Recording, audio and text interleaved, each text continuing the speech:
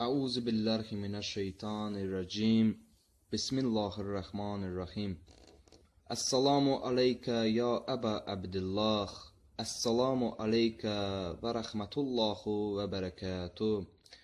Şaban ayı çox fəzilətli aydır. Bu ayın fəziləti barədə Peyğəmbərin bu sözləri kifayət edir. Buyurur, Şaban ayı mənim ayımdır. Və Allah rəhmət etsin o kəsə ki, bu ayda mənə kömək edər. Həzrət bu ayı axıra kimi oruç tutardı. Arada da fasilə olmadan mübarək Ramazan ayının orucunu tutmağa başlayardı.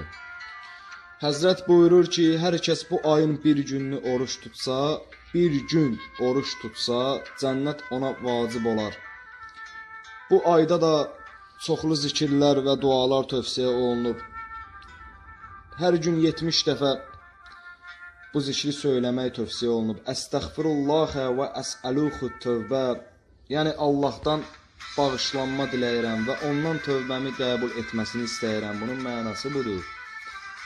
Yenə 70 dəfə bu şəkildə Allahdan bağışlanma diləmək tövsiyə olunur. Əstəğfirullahəl-ləzi la ilahə illə huvər-rəhmanur-rahim.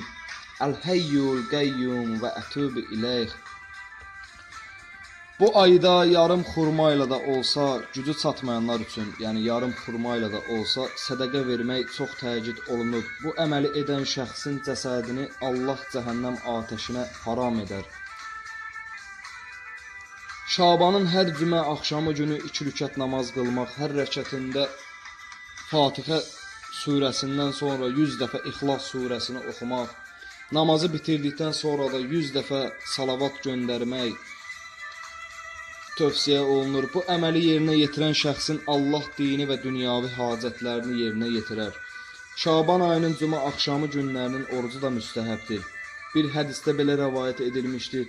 Şaban ayının hər cümə axşamı günü göylər bəzənər və mələklər belə dua edərlər. Ey məbudumuz, bu günü oruç tutanı bağışla və duasını qəbul eylə.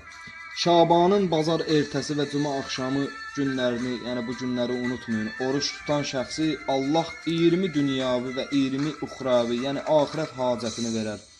Bu ayda Muhammed və əhl-i beytinə çoxlu salavat göndərməyi tövsiyə olunur. Bu ayın mühüm əməllərindən biri də hər gün günorta vaxtı oxunan duadır ki, bu cür başlayır. Allahumma salli əla Muhammedin və ali Muhammed şəcərətin nübüvvət. Bu ayda İmam Hüseynin mübarək doğum günü bu aya təsadüf eləyir. Necə ki qeyd eləmişdiniz və bilirsiniz ki, Rəcəb ayının 13-cü gecəsi İmam Əlinin doğum günündə bu günə təsadüf edir. Bu gündə oruç tutmaq, dualar, ziyarətlər və namazlar ki, bu gün üçün zikri olunub, yerinə yetirməyin çox savabı var. Bu günün əlamətdar hadisələrindən biri də odur ki, Allah dərgahında olan Fotros adlı mələyin İmam Hüseyin vasitəsilə nicat tapmasıdır. Biz elə edə bilərik ki, bu gündə 2 qanadımızı, ruh və əqlimizi İmam Hüseyinə sürtək və ruhumuz göylərdə İmam Hüseynin nuru vasitəsilə pərvaz edər. Şabanın 15-ini heç unutmayın. Şabanın 15-i, yəni Nimeyi Şaban.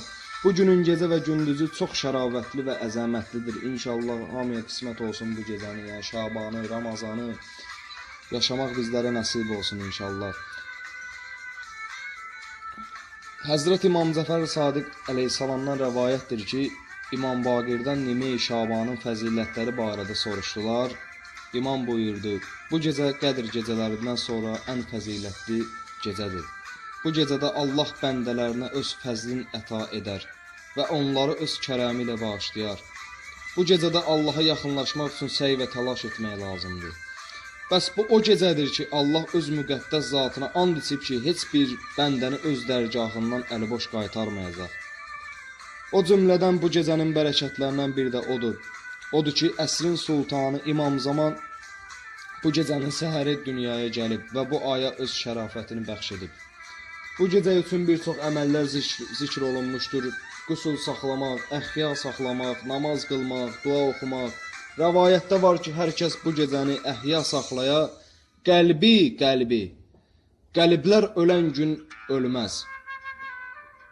İmam Hüseynin ziyarəti bu əməli yerinə yetirmək günahların bağışlanmasına səbəb olur.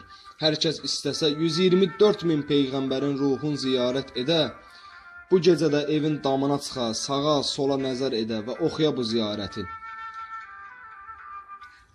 Hər kəs harada olmasına asılı olmayaraq İmam Hüseyn əleyhissalamın bu gecədə ziyarət etsə, ona həcc və ümrə savabı yazılar.